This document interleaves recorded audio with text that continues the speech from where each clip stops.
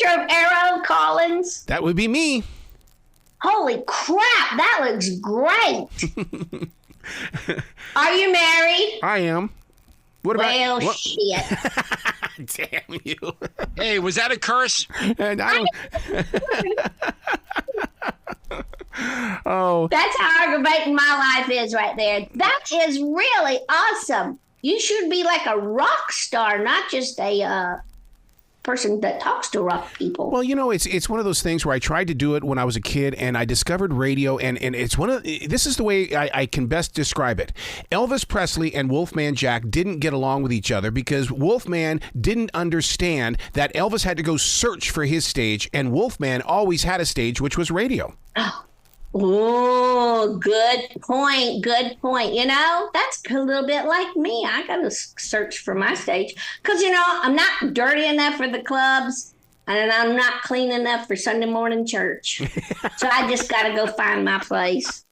My place in this world. Yep. But this movie is a great stage for you because it really does put you in a place where, first of all, the singing in it, it's not American Idol, but boy, you know how we are here in the South. We love to get into a singing competition. I know. And you know what's so fun? To get to sing in my hometown, which, I go to church with a lot of these people, and they all knew I sing. I was a preacher's kid here, so you have to learn how to sing in church. But what was so funny is the director wasn't really sure that I could sing. And when the first scene where I had to sing a song, he was so relieved. I guess he thought we were going to have to get a robot or Milli Vanilli something. But I really sang, and he was like, oh, thank goodness you can really sing. And I wish my mother was alive because she always wanted me to sing and not talk. But we don't always get what we want with our kids. You got to come home and tell your preacher's wife, mother, I'm going to be a stand-up comedian. It's like, what? I think she started washing my mouth out before I even said my first joke. When did you know that you were going to make that, that crossover into comedy? Is it because you've always had this personality? Well, I don't know. I was a middle child. That's probably got a little something to do with it. So my therapist says. But the truth of the matter is I got a job at a theme park in Nashville. There used to be a theme park called Opryland. Yeah. And I got a job impersonating Minnie Pearl in one of the shows that gave the history of country music. And Minnie Pearl was this country bumpkin comic, who is just a delight. And her real name is Sarah Cannon. And that's when I fell in love with, everybody, I wanted to be a singer. Everybody in Nashville wants to be a singer. But I fell in love with laughing. People, putting the right words together to make a crowd laugh. That became it's such an intrigue for me. And I would even write material and throw it in the show. And my boss would go, that's funny, but it didn't happen in Grinder Switch. You can't say it. And then I started, I quit the park and just started. I was like my own opening act. I would do a little bit of Minnie Pearl, then I'd take the hat off and I'd do Chonda Pierce. And I would say how funny it was that I got a job 5 times a day, 6 days a week, making people laugh at a time when my life wasn't funny. And I when you look into the past of a lot of comics, but sometimes we come from tough places. And I think we're just drawn to that sound of laughter. We're just drawn to the reprieve, that laughter and comedy can give you.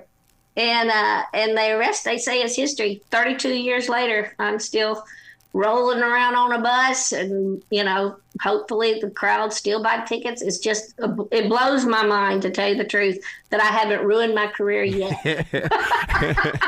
Well, you being the preacher's kid, you should understand that the darkness and how it's used as a tool, because, look at the story of Peter.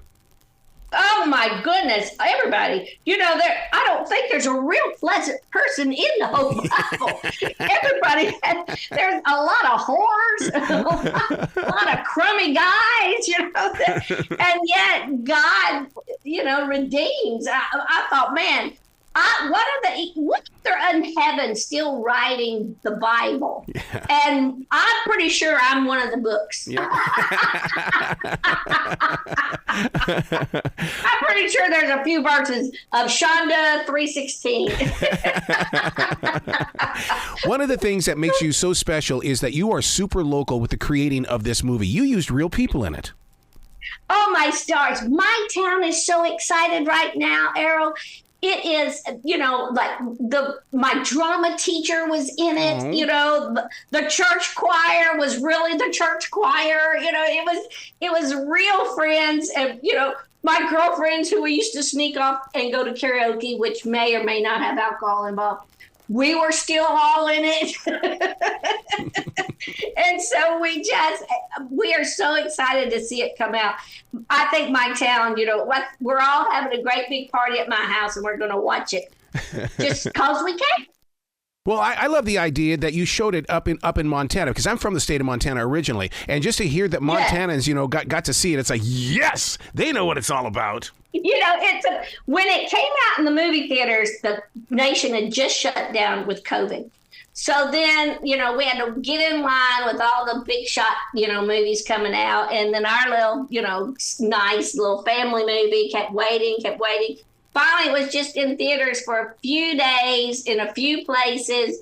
I even flew to Dallas to go see my own movie. That's how low on the totem pole. But we got it now, baby. We got it where everybody can see it. I'm blessed with the opportunity to be with future broadcasters. And the first thing that they always say is, I got to get rid of my Southern accent. And then I get to speak with you and I go, this is every bit the reason why you should never get rid of it. Because it's worked very well for John Boy and Billy. Well, I guess if you wanted to do the news, you might tone it down a little bit. But, I let it work for me. It's kind of funny when I walk out on stage and I start talking. There are certain areas of the country that just automatically laugh before I even tell a joke. Wow. Which could hurt my feelings, but it doesn't. Do you have a ritual before you go out there? Because, I worked with Pam Stone, and the thing that she always told us is that before she went on that stage, she always had to pee. And she goes, that's how I knew I was going out there to do a great show. She always had a what? Pee. She always had to pee. Well, that could be my age, really, instead of... I have to pee before the show about 3 times in the middle of the show, and about 5 times when it's over. So, I do, I still kind of get nervous once in a while, and I think you should. It kind of keeps you on the tip of your toes. But after 32 years, I'm rather surprised at what comes out of my mouth all the time. So there you go. So then, are you a stream thinker when you say that? Is it stream of consciousness? A lot of times it is. I would like to brag that my stream of consciousness is so smart and so funny, but I think it's just so warped. I used to take drugs and I go to therapy for a lot of the things that I say. Now I just make a really good living saying it. Yep. Because that's one of the reasons why I like to daily write, because there's a lot of stuff that happens inside that book, and it's like, man, I'm going to use that when I go to the grocery store so I can have some one-liners. That's exactly right. Lord have mercy. And right now, listen, if you don't want to watch the debates, just watch my movie, because the debates are not going to be funny.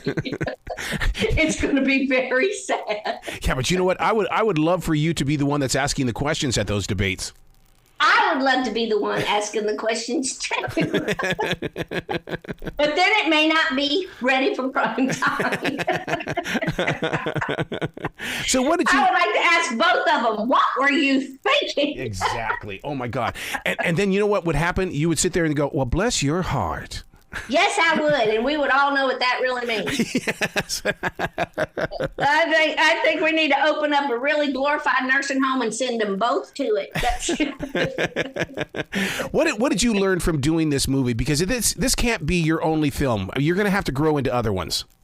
I hope so. I really would. This was hard work. Now, I've been in about 4 or 5 Hallmark movies, and I've had smaller parts in other movies, but this is the first time I was in a movie and I was on every page. So it was really, really hard work. If I had it to do over again, I would be much more relaxed because, the first time I did a funny line and no one laughed, I was sweating buckets. And then I realized they're not supposed to laugh because you have to be quiet on a movie set. But, that whole mindset was just bizarre to me, that you would just do your best work and the takeaway is nobody makes a sound. And I'm like, wait a minute, when I do my best work, people pee in their pants and nothing's happening, and so that was a little bit to get used to. I would relax a little more. I would take my time and enjoy it a little more because I look back at how quickly we did it because we didn't have the Mission Impossible budget where you could just take a few months. We had like 4 days, get the thing done, and let's go. That's it. You know, but it was still a joy. You know, we shut the whole town. I have 2 traffic lights in this town that I live in, and we took control over both. Wow. That's how important it was. Wow. Well, you've got to come back to this show anytime in the future. The door is always going to be open for you. Thank you, Arrow. You are a superstar. Thank you so much. Well, you be brilliant today, okay? I will try.